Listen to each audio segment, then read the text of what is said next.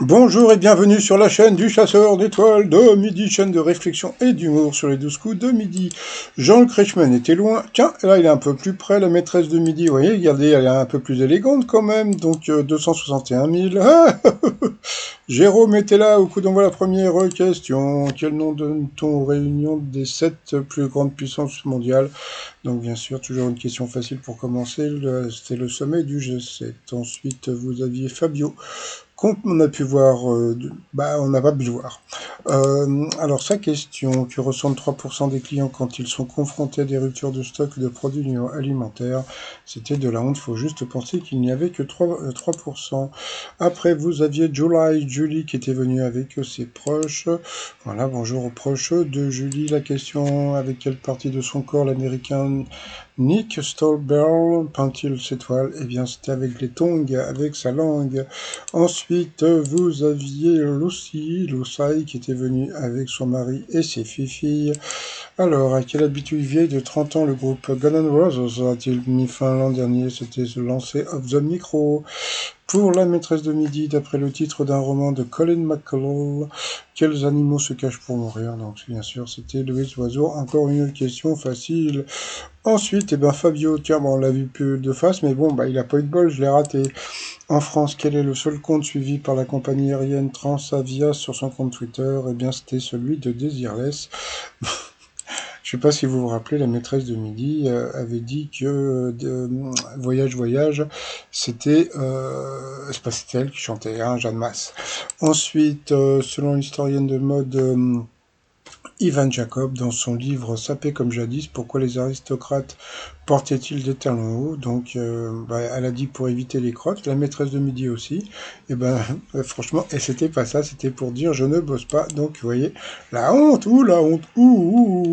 Donc, sur cette question, je sais même plus son prénom. C'est July, elle est passée au rouge, qui dit rouge dit duel. Elle a pris Fabio en duel, qui est tombé sur une question assez simple.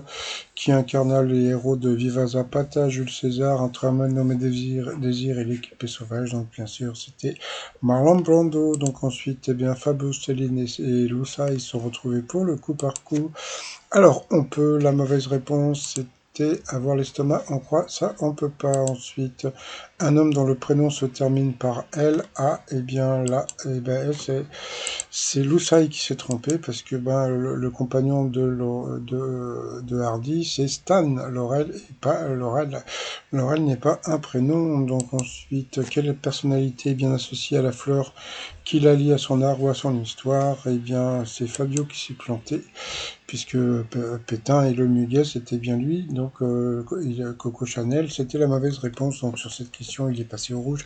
Qui dit rouge dit duel. Il a pris l'Ossa et en duel qui est tombé sur une question qui était vraiment pas évidente.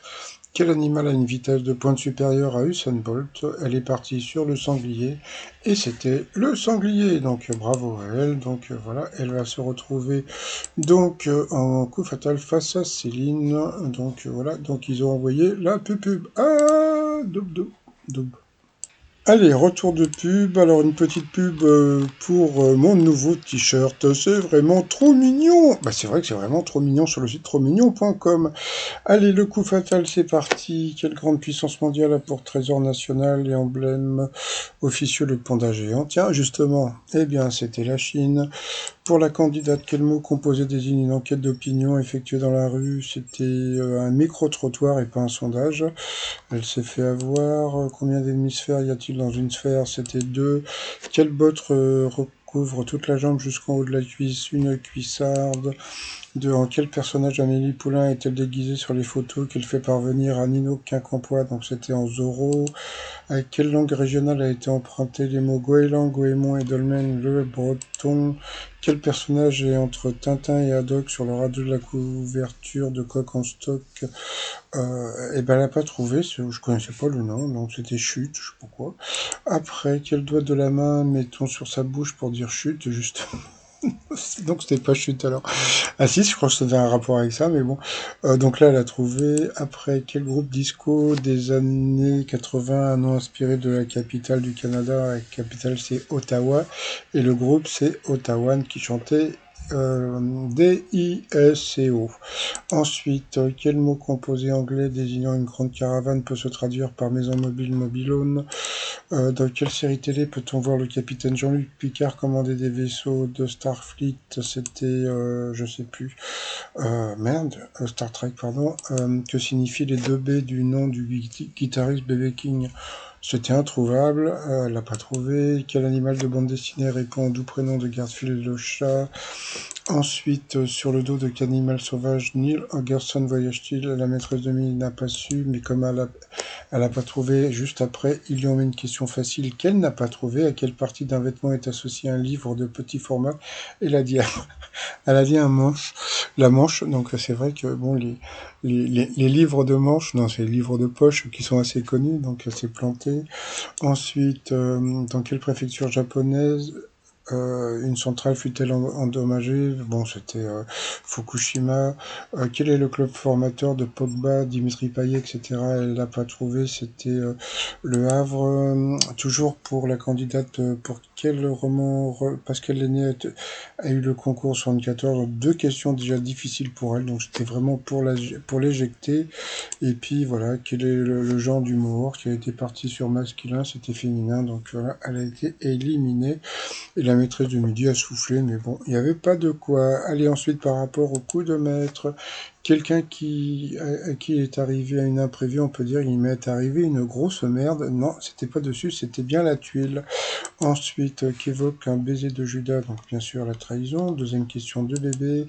Que met-on sur le dos de sa main quand on déguste une tequila pipe? Ça, c'était du sel, bien sûr. Ensuite, de quelle couleur l'indigo est-il le plus proche? Le bleu. Puis à la fin, donc il y avait une question qui n'était pas évidente, mais elle connaissait la réponse par rapport à l'odeur de la terre mouillée. Je sais plus où, je crois que c'était la terre sur la pluie sur la pierre. Je crois que c'était, donc elle a trouvé. Donc bravo à elle, mais bon, elle a eu quand même que 4 questions faciles et une question difficile. Bon, bah, ça lui a fait 5000 balles dans la poche. Alors, par rapport à l'étoile mystérieuse, elle nous a fait une Stéphane. J'en avais parlé il y a quelques jours. Donc, elle s'est rapprochée pour essayer de voir qui était dans l'étoile mystérieuse. Donc, ça fait rire de voir cette image. Obligée de se rapprocher. Et puis, quand elle est revenue, eh bien, elle est partie sur Virginie Efira. Et donc, c'était pas ça. Donc, elle l'a eu dans le baba. Donc, bon, bah, c'est toujours... je sais même plus son nom, Léa Drucker. Donc voilà, je suis allé sur sa page pour voir si elle avait laissé un message. Mais bon, j'ai pu voir que un de ses films va être présenté à Cannes. Donc bah, ça fait un peu la honte pour la maîtresse de midi. Allez, je vous dis à plus. Bye bye.